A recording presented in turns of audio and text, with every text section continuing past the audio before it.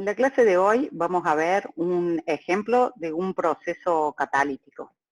El proceso catalítico que vamos a estudiar es el hidrotratamiento catalítico. El hidrotratamiento catalítico es una parte del proceso de refinación del petróleo. Como bien lo dice la palabra, es hidrotratamiento catalítico, es decir, que es un tratamiento con hidrógeno y que utiliza un catalizador. En esta clase o en el tema de hoy vamos a ver cómo es el proceso industrial y algunas investigaciones que hemos realizado en nuestro centro de investigación.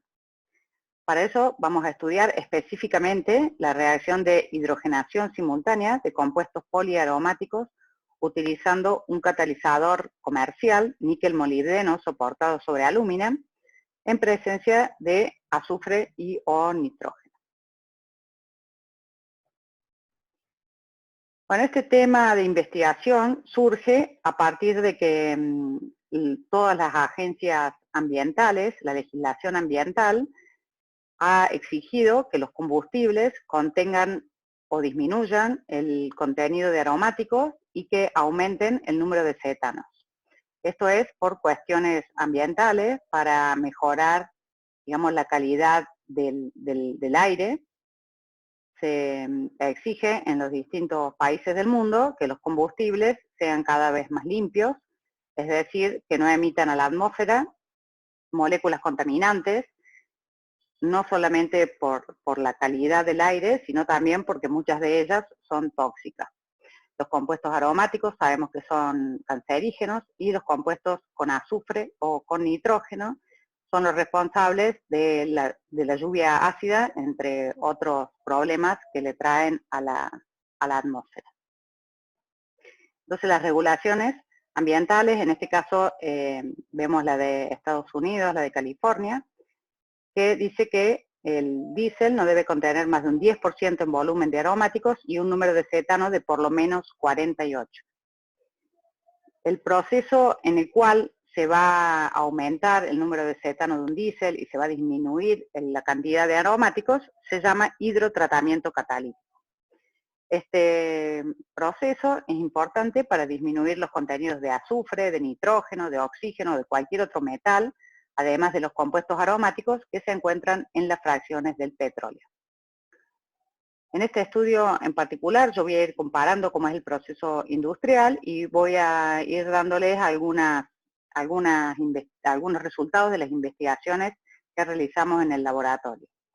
Por eso, para estudiar este proceso, digamos, en más profundidad, se eligieron algunas moléculas modelo de manera de seguir paso a paso qué le va ocurriendo a las moléculas en esta transformación, en este proceso de hidrotratamiento.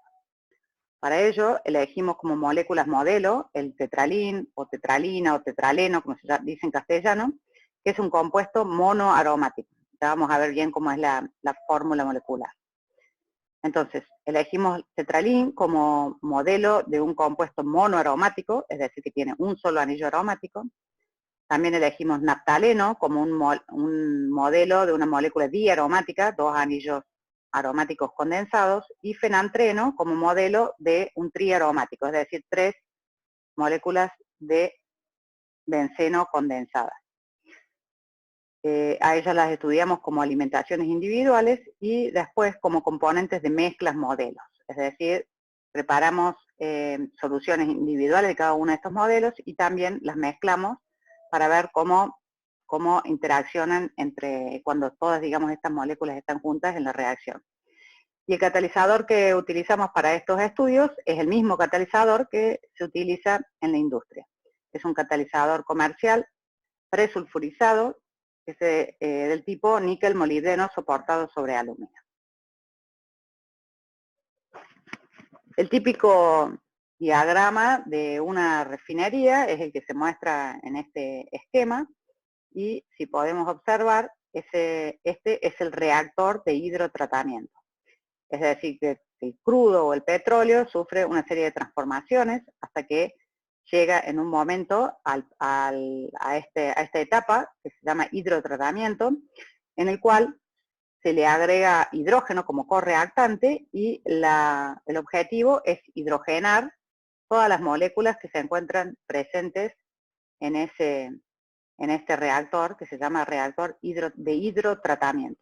O sea, vamos a ver que aparte de hidrogenar es una forma de eliminar olefinas y de eliminar compuestos aromáticos, y también vamos a ver que en este mismo proceso, simplemente hidrogenando, vamos a eliminar a los átomos de azufre o a los átomos de nitrógeno o de oxígeno que se encuentran presentes en ese crudo. De este proceso de hidrotratamiento pueden salir como corte de combustible, algo de gasolina, compuestos aromáticos que se eliminan, o un diésel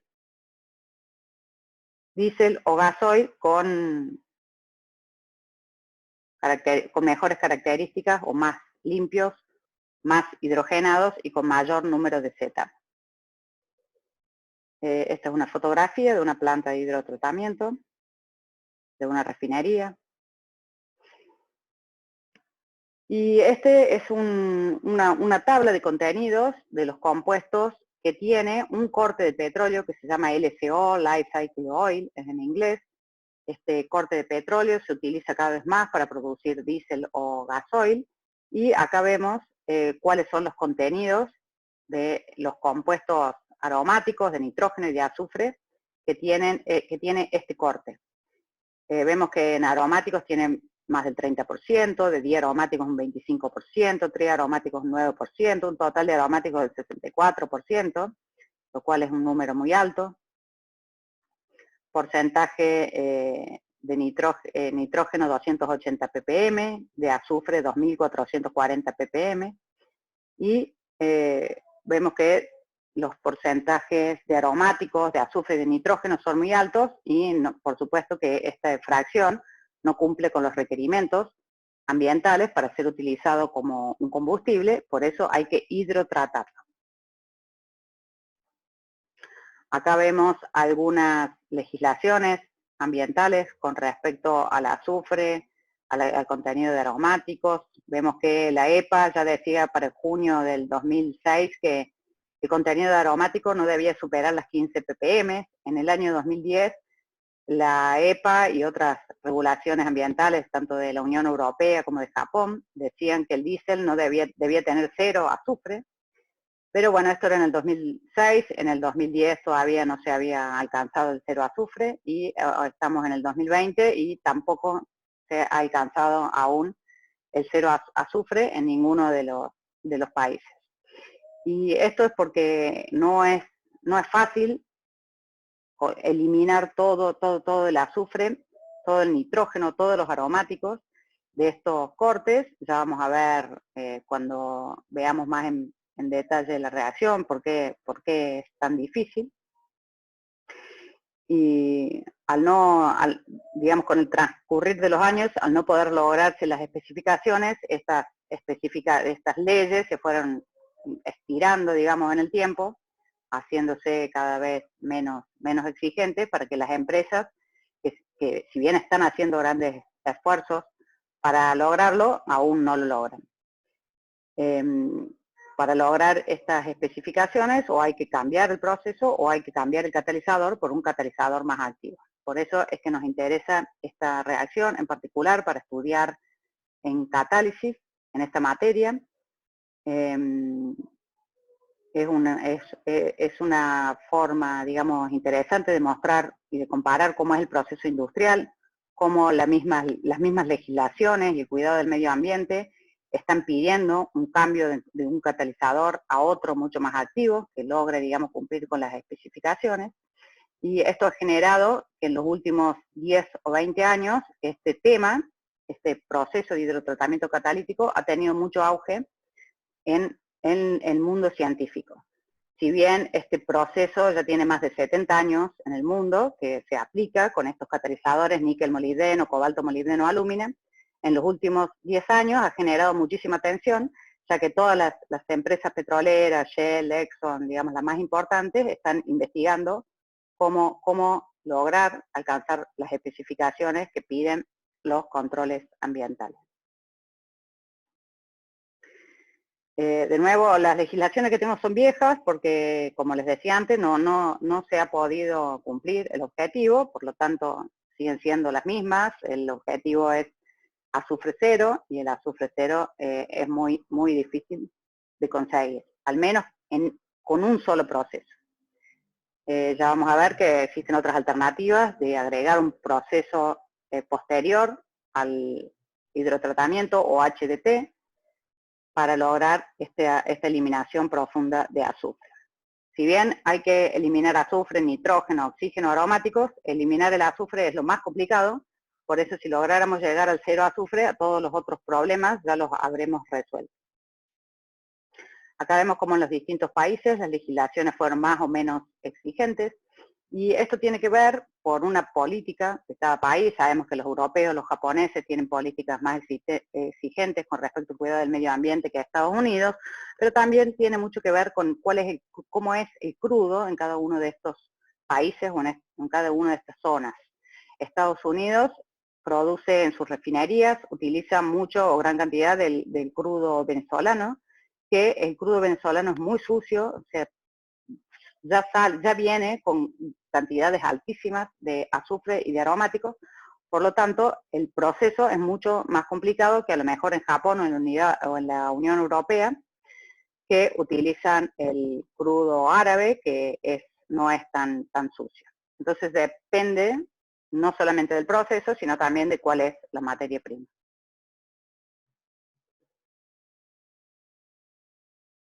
Bueno, aquí vemos de nuevo las proyecciones que se hacían en esa época, bajar aromáticos del menos del 35%, obtener un número de cetano de más del 51%.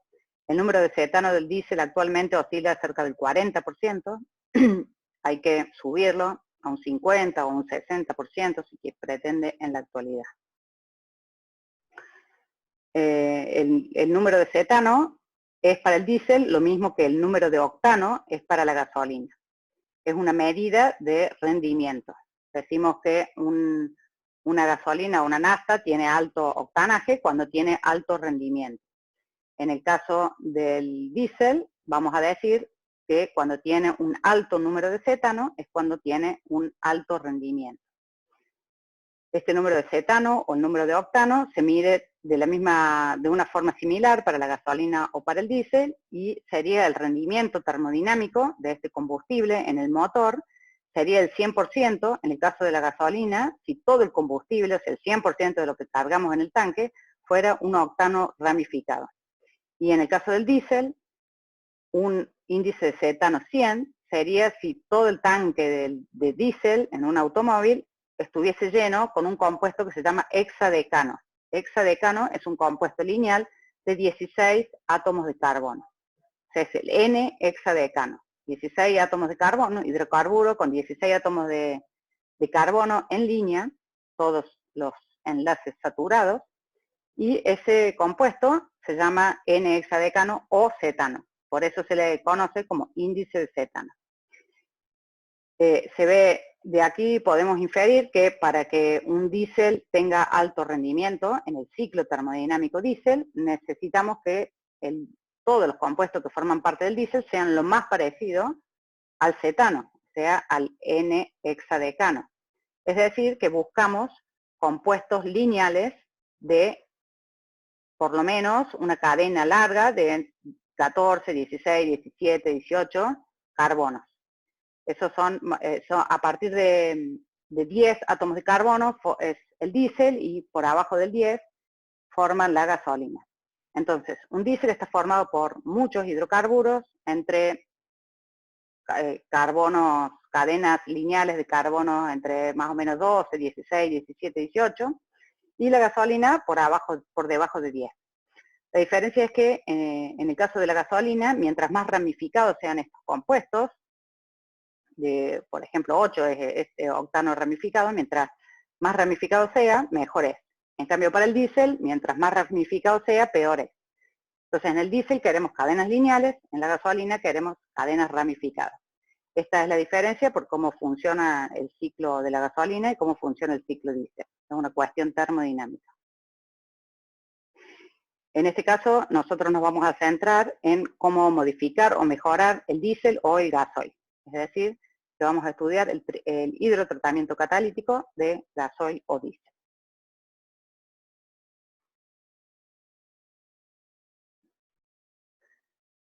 Acá en este gráfico de arriba podemos ver cómo el número de cetano ha disminuido a lo largo de los años. Si bien estaba un poco desactualizada, les digo, en la actualidad, en un proceso, en una refinería común, el índice de cetano que sale del reactor de hidrotratamiento es aproximadamente 40 o 45, dependiendo del proceso. Y esto es porque se ha bajado tanto el índice de cetano.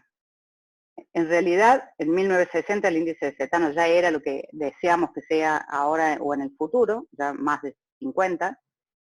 Lo que ha ocurrido es que en esa época no había mucha demanda de diésel ni de gasoil, porque solamente los transportes, digamos, los camiones o el transporte carga era el único que usaba diésel. A partir, digamos, de los años, empezaron a usar diésel los automóviles particulares. Empezaron a usar muchísimo diésel. Entonces la demanda aumentó mucho del diésel, y como aumentó mucho la demanda, hubo que empezar a utilizar cortes más pesados y más sucios, como el LCO, que les explicaba antes, que tiene un 60-70% de aromáticos y altísimas concentraciones de azúcar.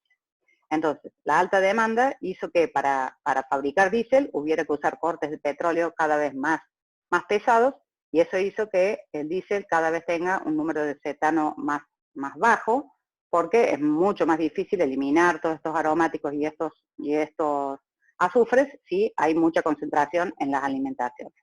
Entonces, por eso que en el pasado el índice de cetano era más alto, que ahora que hay mucha demanda es más bajo. El índice de cetano tiene una relación directa con el material particulado que se emite a la atmósfera. Mientras más bajo es el número de cetano, mayor concentración de material particulado se emite a la atmósfera, porque ese combustible es de menor calidad. Al ser de menor calidad, al tener más compuestos con azufre, con nitrógeno, órganos nitrogenados, órganos azufrados o aromáticos, eso genera el material particulado que se emite a la atmósfera. Por eso también necesitamos un índice de cetano más alto. Es decir, un índice de cetano más alto implica un diésel de mayor rendimiento y un diésel más limpio que va a contaminar menos el aire. El número de cetano también está directamente relacionado con el número de aromáticos. Mientras más aromáticos hay en esos combustibles, menor va a ser el índice de cetano. Por eso hay que eliminar aromáticos. Esto en el caso de la gasolina o de la nafta no es tan directo. A veces los compuestos aromáticos ayudan al rendimiento de la nafta, actúan como antidetonantes o digamos, los compuestos que tienen oxígeno no son perjudiciales desde el punto de vista del rendimiento, solamente son perjudiciales desde el punto de vista ambiental y de la contaminación. Por eso se los exige bajar, pero no por una cuestión de rendimiento. Por suerte, en el caso del diésel, las dos cuestiones van de la mano, tanto el rendimiento como la cuestión ambiental. Por eso acá no hay ningún debate en que hay que eliminar los compuestos aromáticos, los compuestos con azufre, los compuestos con nitrógeno del diésel y del gasoil. En el proceso industrial, el reactor que se utiliza se llama reactor de HDT, o sea, de hidrotratamiento, o también se lo puede llamar reactor de HDS, o sea, de reactor de hidrodesulfurización. El proceso ocurre todo en el mismo reactor. Perdón. La alimentación es el gasoil que se quiere tratar. El correactante siempre es el hidrógeno molecular, porque lo que queremos es hidrogenar. Hidrogenando vamos a eliminar dobles enlaces aromáticos, y ya vamos a ver cómo vamos a eliminar azufres nitrógeno. El catalizador que se utiliza son los catalizadores típicos del HDT o del HDS, que ya dije que eran níquel molibdeno alúmina o cobalto molibdeno alúmina, son los que más se utilizan. Luego a la salida del reactor hay un separador, y el azufre que se elimina sale como sulfuro de hidrógeno y vamos a obtener un gasoil con bajo contenido de azufre. Eso es, en general, lo que ocurre en un reactor de hidrotratamiento. Dentro de los compuestos organosulfurados más comunes, presentes en las fracciones de gasoil, tenemos al tiofeno, benzotiofeno, dibenzotiofeno, 4-metil-dibenzotiofeno y el 4,6-dimetil-dibenzotiofeno. Estos son los más abundantes. Dentro de los más abundantes, los dibenzotiofenos son los más difíciles de eliminar. Cuando yo digo eliminar, no significa que el compuesto va a desaparecer, digamos, de la alimentación. No va a desaparecer. Lo que nosotros vamos a hacer va a ser introducir hidrógenos en los anillos aromáticos de manera de hidrogenar los anillos, o sea, romper la aromaticidad, y de alguna manera tratar de romper este enlace carbono-azufre, para que lo que eliminemos sea el átomo de azufre. Es decir, el objetivo del proceso de hidrotratamiento, en el cual está incluido el proceso de hidrodesulfurización, consiste en eliminar de estas moléculas el átomo de azufre. Porque sabemos que el átomo de azufre es perjudicial, porque después cuando salga a la atmósfera va a producir dióxido de azufre y después la lluvia ácida. Pero nosotros queremos eliminar el átomo de azufre, pero no queremos eliminar toda esta molécula. Porque esta molécula tiene un montón de átomos de carbono que me sirven y me van a dar la densidad del combustible. Es decir, todos estos carbonos o hidrógenos de esta molécula son el combustible. Entonces no queremos perder masa de combustible. No queremos para nada perder, si tenemos un 60% de aromáticos, no vamos a separar estos aromáticos, pues nos estamos quedando sin el 60% del hidrocarburo. Es decir, lo que queremos es eliminar la aromaticidad y el átomo. Entonces tenemos que encontrar un catalizador que sea capaz de romper estos enlaces y que el átomo se vaya solito. Y como usamos hidrógeno, el azufre se va a ir con el hidrógeno y va a formar sulfuro de hidrógeno. Dentro de los compuestos más abundantes, estos dos, el dibenzotiofeno y el 4,6-dimetil-dibenzotiofeno, son los más difíciles de eliminar. Es más difícil romper este enlace que romper estos enlaces o este enlace. Estos dos son los más complicados. Cuando un compuesto es difícil de eliminar, quiere decir que es difícil de transformar en lo que queremos que se transforme, en catálisis se dice que estos compuestos son refractarios. Entonces, de ahora en más, si yo por ahí les digo la palabra refractario, no significa que puedan aguantar mucho calor como una estufa, sino que son difíciles de eliminar. Es decir, que el dibenzotiofeno es un compuesto de azufre muy refractario porque es difícil que el catalizador haga la reacción, digamos, que tiene que hacer para eliminar ese átomo de la molécula. Dentro de los compuestos organonitrogenados presentes en la fracción de gasoil, tenemos anilina, piridina, quinolina, pirrol, acridina, indol, carbazol. Dentro de los compuestos más difíciles o más refractarios tenemos la quinolina, el indol, el carbazol. La acridina también es refractario, pero no es tan abundante. O sea que estos tres de aquí son los compuestos más abundantes y más estudiados para desarrollar un catalizador activo para poder eliminarlos.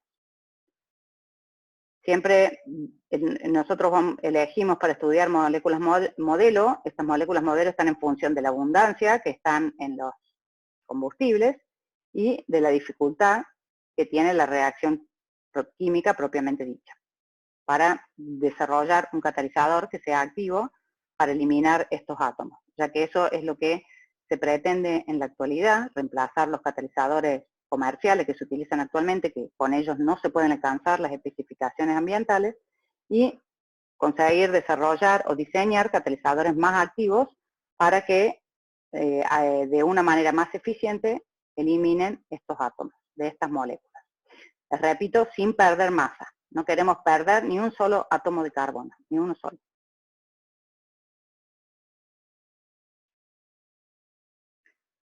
Con respecto a la hidrogenación o a la dearomatización, elegimos como moléculas modelo compuestos que tienen 2 anillos aromáticos como el naftaleno, compuestos que tienen un solo anillo aromático como el tetralín, y el objetivo es transformarlo en decalín. El decalín es un compuesto que tiene sus 10 átomos de carbono, pero no tiene aromaticidad, es decir, fue completamente saturado.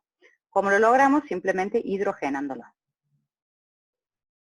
Los decalines son 2 isómeros, trans y cis decalín, que siempre están en equilibrio entre ellos. Otra molécula modelo que elegimos es una molécula de 3 anillos condensados, que se llama fenantreno. El fenantreno se hidrogena para obtener compuestos con 3 anillos condensados completamente saturados, y a esto lo vamos a llamar 0 anillos. Cuando logramos saturar uno solo de los anillos, lo vamos a llamar compuesto con 2 anillos aromáticos, y cuando saturamos 2 de los anillos, nos queda un compuesto con un anillo aromático. De nuevo, en este proceso no se quiere romper ningún enlace carbono-carbono para no perder masa y no perder la densidad del combustible. Lo único que queremos es romper la aromaticidad, es decir, saturar los enlaces aromáticos y los dobles enlaces.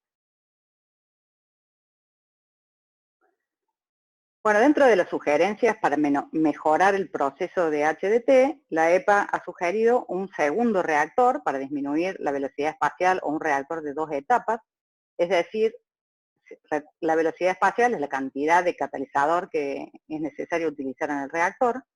Para no tener que utilizar cantidades de catalizadores tan grandes, se puede utilizar 2 reactores en serie, o en el mismo reactor tener 2 etapas, es decir, 2 lechos catalíticos, para que el combustible pase primero por un lecho catalítico, se transforme, y luego ya transformado con menos concentración de aromáticos y menos concentración de azufre y de nitrógeno, puede ir al segundo lecho catalítico para tratar de esta manera de lograr una mejor conversión o eliminación de los compuestos indeseados.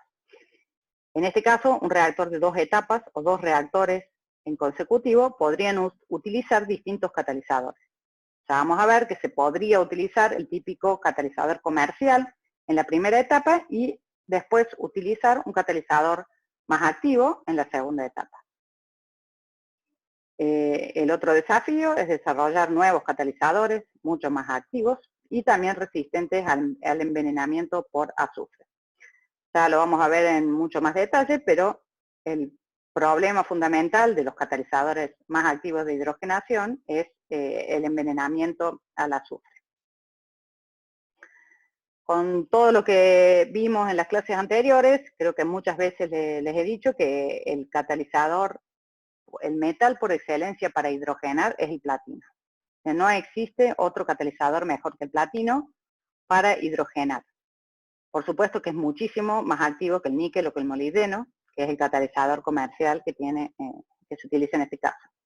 El problema es que también lo vimos cuando hablamos de desactivación, es el ejemplo típico de desactivación, es la absorción irreversible que tiene el azufre sobre el platino.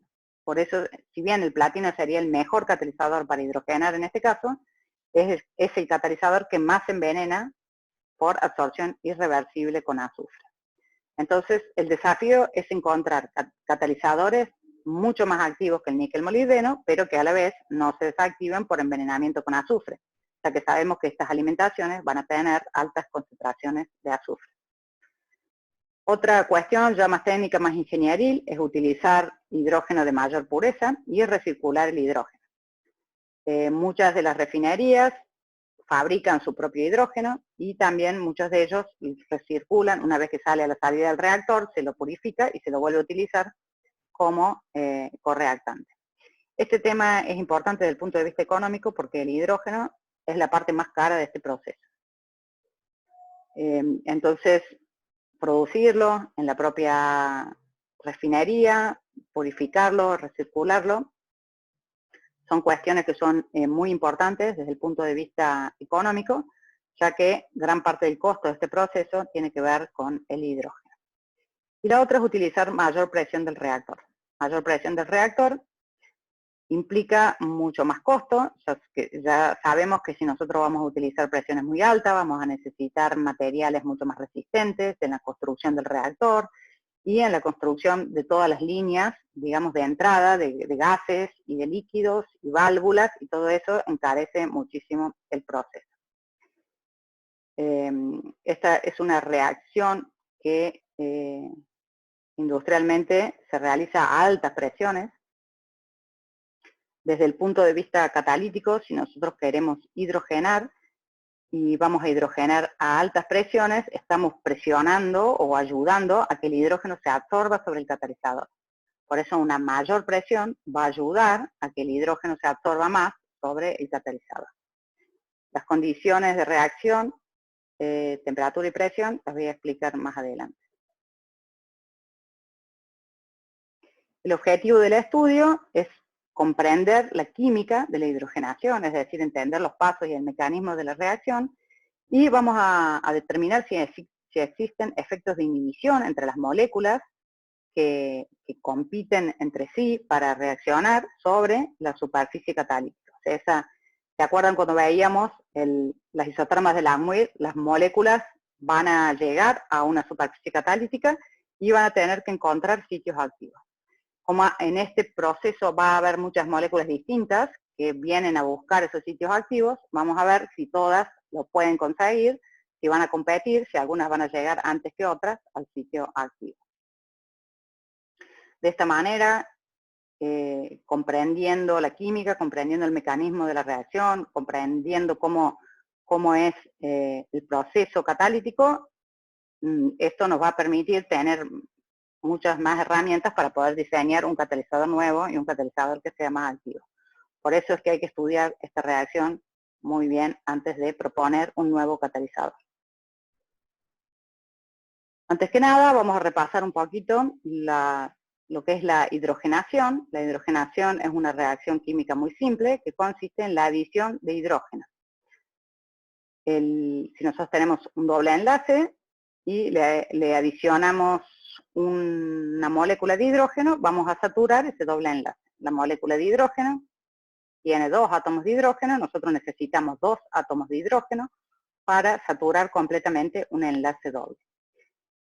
Si en este proceso no hay catalizador, este proceso es termodinámicamente posible, por supuesto, pero es muy, muy, muy lento.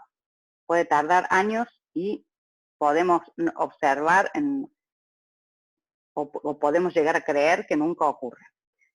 Sin embargo, cuando nosotros usamos el catalizador, el proceso puede ser muy rápido. Y esto es porque el hidrógeno molecular por sí solo es muy difícil que se disocie solo y que ataque a los 2 átomos de carbono. Es decir, él solo, si nosotros tuviéramos esta molécula que tuviera que entrar en contacto con el hidrógeno molecular gaseoso, no habría muchas posibilidades de que el hidrógeno solo se disocie y se enlace a los 2 carbonos. Pero como vimos en las clases anteriores, cuando el hidrógeno molecular se absorbe sobre la superficie catalítica, se disocia.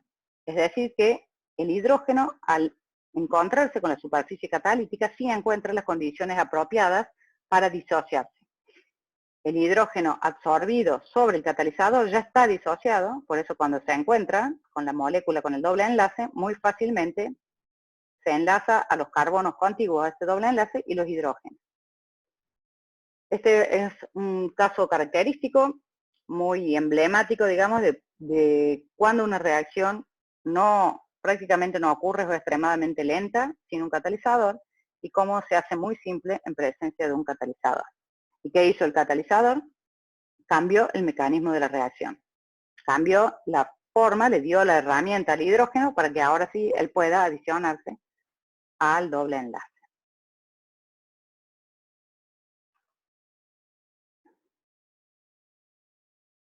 Los catalizadores de hidrogenación por excelencia son los metales de transición. Y los más activos son los metales nobles. Platino, rodio, paladio. El níquel también se utiliza muchísimo como un metal de hidrogenación y es mucho más barato que los metales nobles. El níquel, el molibdeno. Por eso son los catalizadores, los metales, digamos, que se utilizan en los catalizadores comerciales. La reacción de hidrogenación es una reacción exotérmica, libera calor. El calor de hidrogenación se puede medir como un delta H negativo.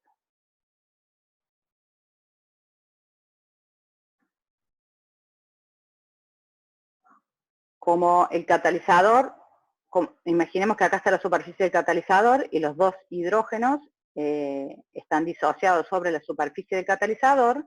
En general, decimos que los hidrógenos se van a agregar del mismo lado del enlace, porque los dos hidrógenos, ya sea hidruro o protón, o ya sea dos radicales de hidrógeno, van a estar absorbidos sobre la superficie del catalizador, entonces van a estar del mismo lado.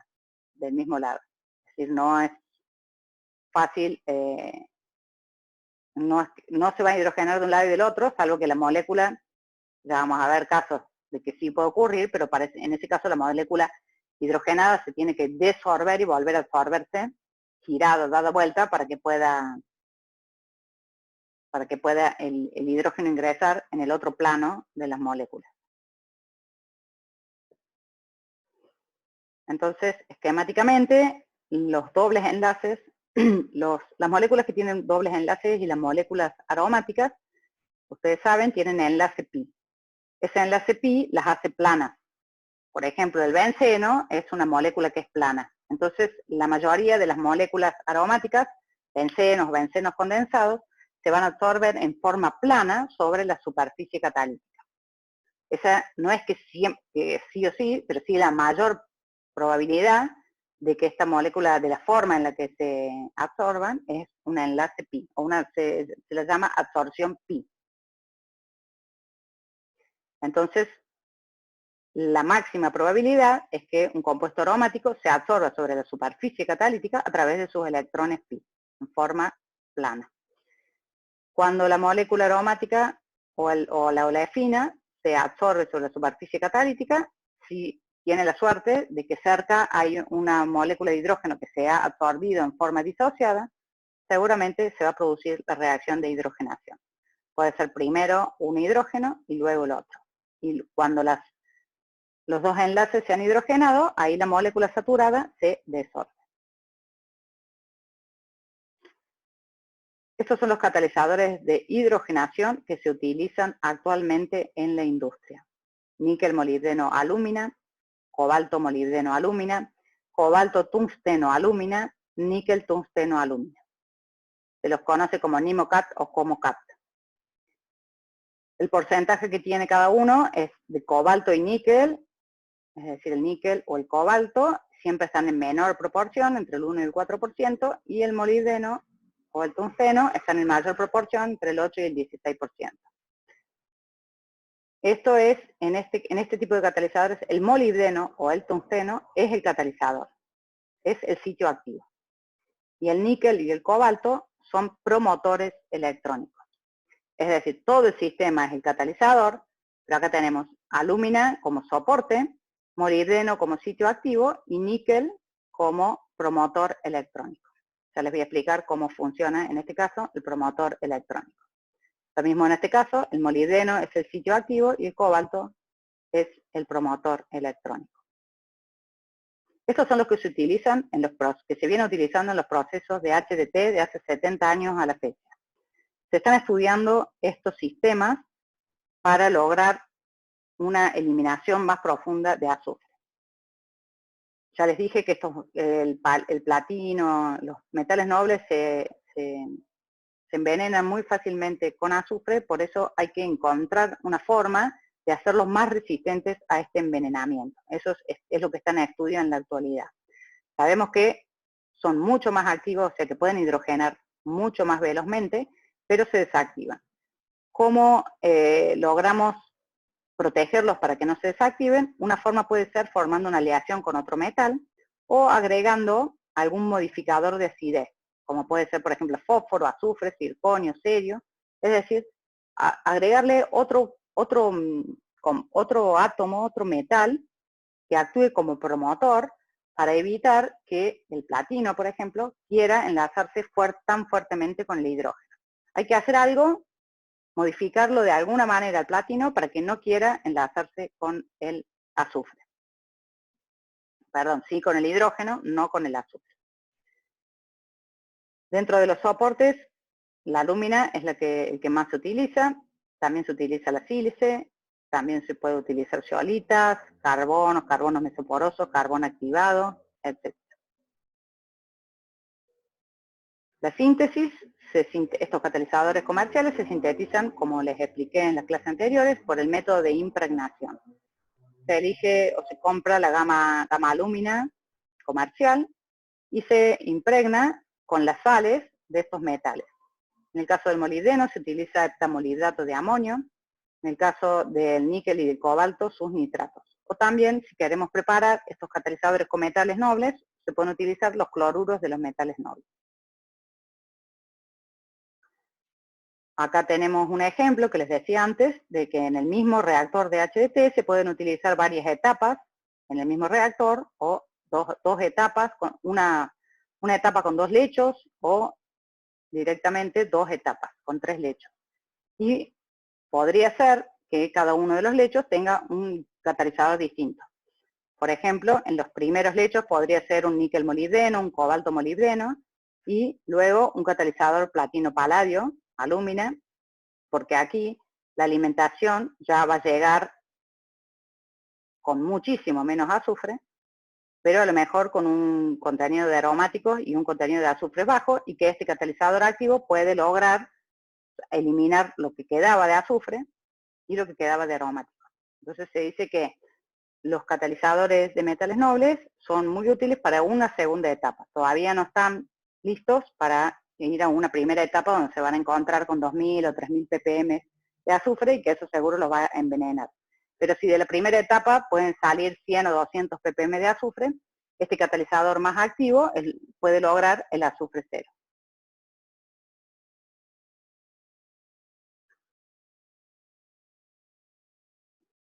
Dentro del catalizador comercial, entonces, que usamos en esta investigación, elegimos el níquel molibdeno alúmino con un 6% de níquel y un 18% de molibdeno.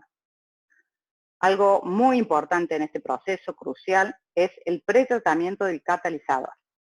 Es decir, este catalizador se debe pretratar antes de utilizarlo en el proceso industrial de HDT con una corriente de sulfuro de hidrógeno en hidrógeno.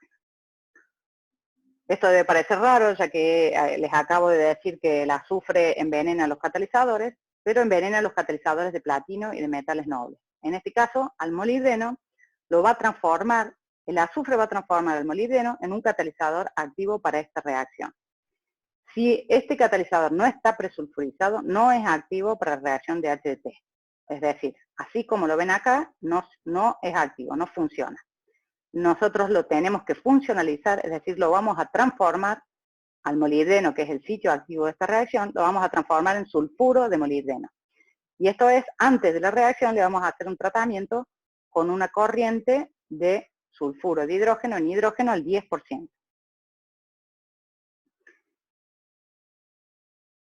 El sulfuro de molibdeno, entonces, que se forma, le decimos que es promovido por cobalto-níquel, porque, como les dije antes, el níquel o el cobalto es el promotor electrónico de este catalizador de sulfuro de molibdeno. El óxido es como soporte, que es la alúmina. Es el catalizador más común utilizado para la eliminación de azufre y nitrógenos presentes en el crudo. La fase activa de este catalizador consiste en estructuras de sulfuro de molibdeno, en el cual los átomos de cobalto o níquel, que son los promotores, decoran los extremos de los ladrillos de sulfuro de molibdeno. Acá decimos ladrillos de sulfuro de molibdeno porque se forman una especie de ladrillitos o placas que tienen la forma, digamos, de un ladrillo de sulfuro de molibdeno.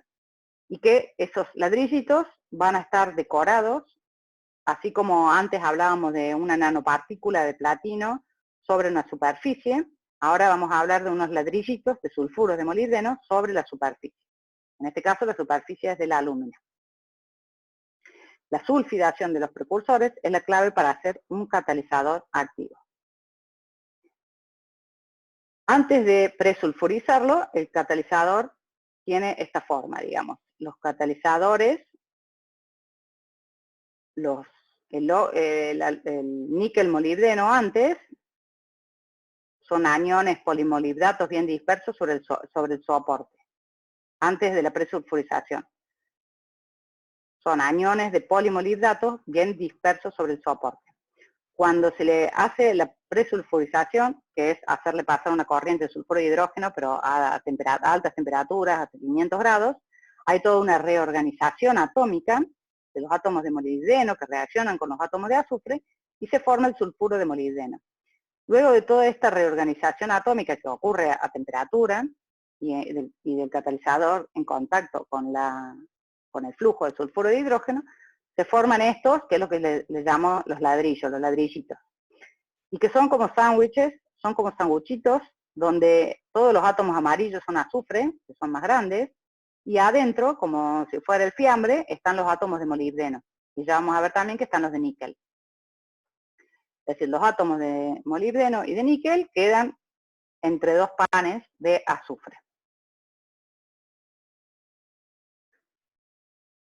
Acá lo vemos de nuevo en los esquemas. Estos rojos son los azufres, los molibdenos quedan todos enlazados, y estos ladrillitos, no es muy difícil darse cuenta que los molibdenos están en los bordes.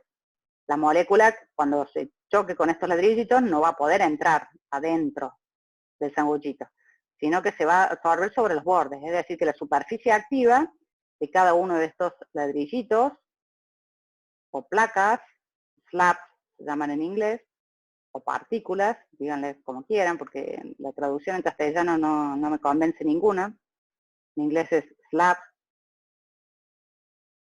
Solamente es activo los bordes. Los bordes de estas partículas son activos porque ahí están los átomos de molibdeno.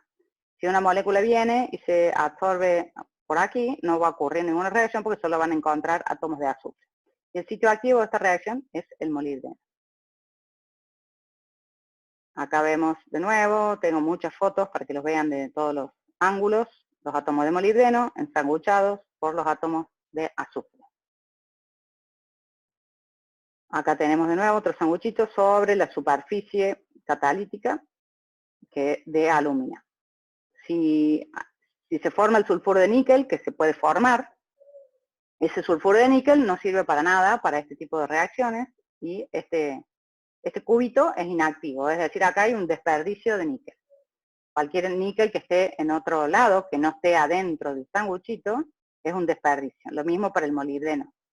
Si nosotros tenemos molibdeno en forma de óxido o de alguna otra forma sobre la superficie y no está en forma de sulfuro, es un desperdicio de molibdeno. Entonces lo ideal es que se forme el sanguchito con muchos átomos de molibdeno en los bordes, para que tenga acceso a la molécula, y algunos átomos de níquel. El níquel siempre está en menor proporción que el molibdeno, por eso siempre vamos a ver menos átomos de níquel que de molibdeno. Está en menor proporción porque él no es el sitio activo, él es un promotor. ¿Y cómo actúa este promotor? Vimos en la clase anterior que hay distintos tipos de promotores. En este caso el níquel es un promotor electrónico, porque un promotor electrónico es aquel que puede entregar o sacar electrones a otro átomo. Entonces, como el níquel le va a entregar electrones al molibdeno, vamos a decir que el níquel lo reduce al molibdeno. El níquel lo reduce al molibdeno, por eso es un promotor electrónico. El níquel es capaz de entregarle electrones al molibdeno y reducirlo. El molibdeno en su estructura activa, él está unido a 6, está hexacoordinado, es decir, está unido a 6 átomos de azufre. El sitio activo de esta reacción, sulfuro de molibdeno, es un molibdeno hexacoordinado, como bien lo dice la palabra, con 6 átomos de azufre. ¿Qué ocurre cuando es promovido? Cuando es promovido quiere decir cuando recibe el par electrónico que le da el níquel. Cuando el molibdeno recibe el par electrónico que le da el níquel, él ahora tiene 7 coordinaciones, o sea, va a tener 7 pares de electrones a su lado.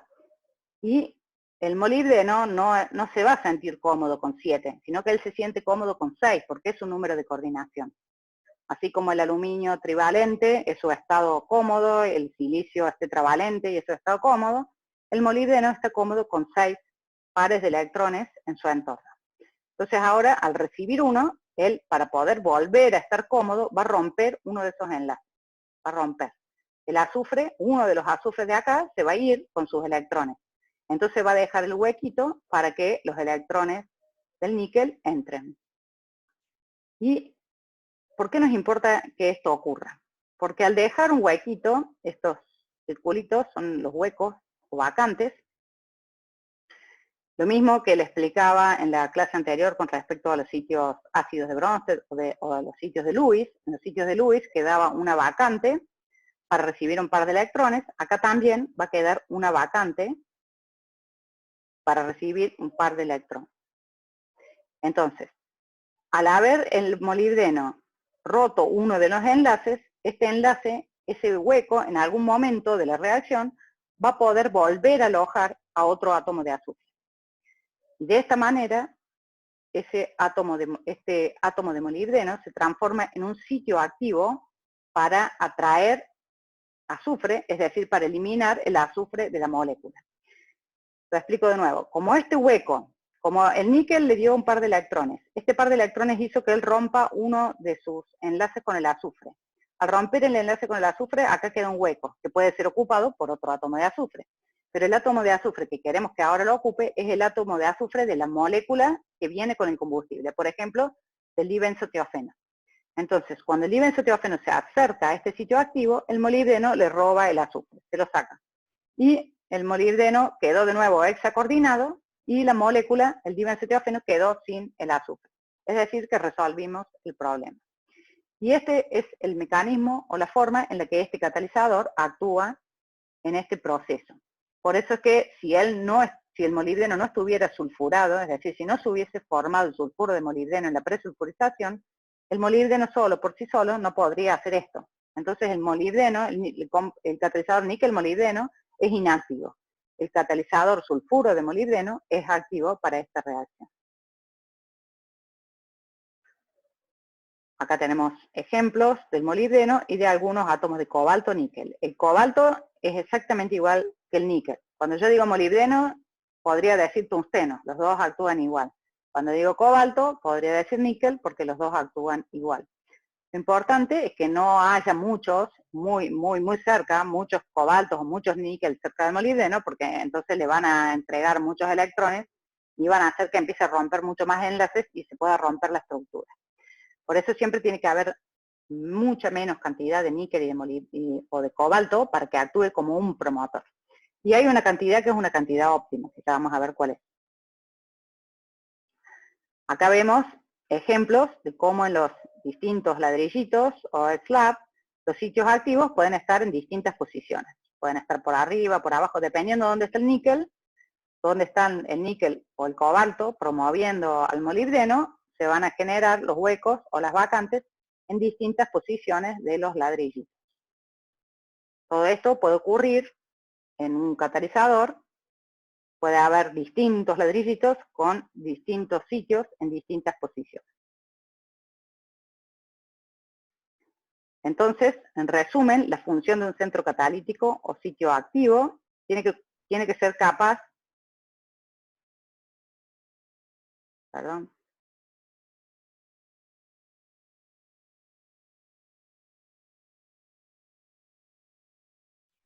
un sitio activo, entonces, tiene que ser capaz de poder adicionar hidrógeno y también tiene que ser capaz de romper el enlace carbono-azufre.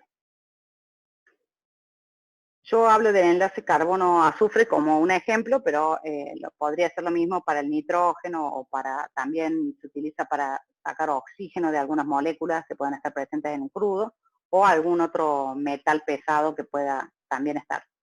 Hablo siempre de azufre porque es el compuesto más abundante, más difícil de eliminar.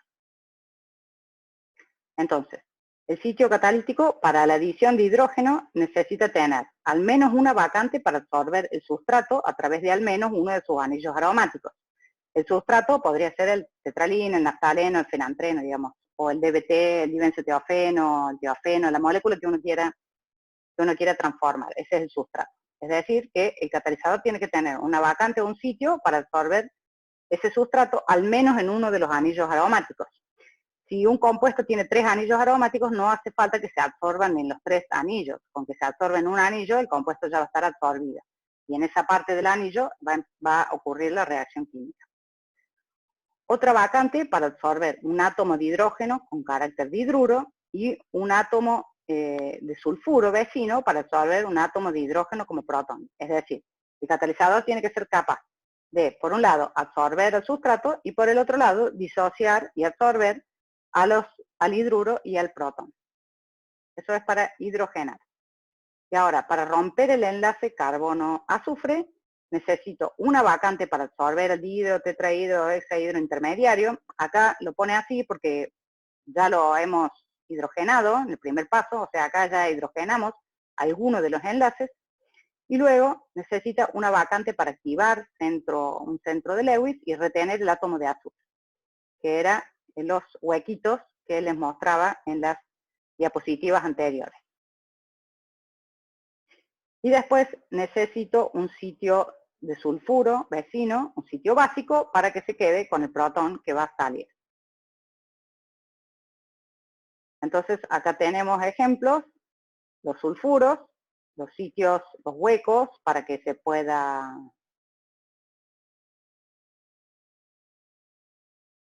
absorber la molécula de sustrato, puede ser naftaleno, DBT, el que sea. Y acá en el B es un catalizador donde un esquema, digamos, donde se muestra el hidrógeno absorbido y disociado. Acá vemos en este sitio, en este sulfuro que se absorbió el protón y en este otro sitio que se absorbió el hidruro. El hidruro acá es el hidrógeno, es el átomo de hidrógeno con los electrones. El protón sin los electrones va con el sulfuro. Y cercano a él tiene que haber un hueco, una vacante para que se absorba el sustrato. Es decir, si acá se absorbe el sustrato y acá está el hidrógeno disociado, la reacción puede ocurrir acá, se va a hidrogenar y se va a eliminar el azufre. Como les decía anteriormente, la relación de átomos de níquel y de molibdeno no es cualquiera, sino que ahí tiene que haber una relación que siempre va a ser la óptima. Diferentes estudios ya han determinado que la relación, que ellos le dicen la relación mágica, es níquel sobre níquel más molibdeno es 1/3. Es decir que se calcula así la cantidad de molibdeno y la cantidad de níquel que con el que se debe sintetizar el catalizador para que sea lo más eficiente posible.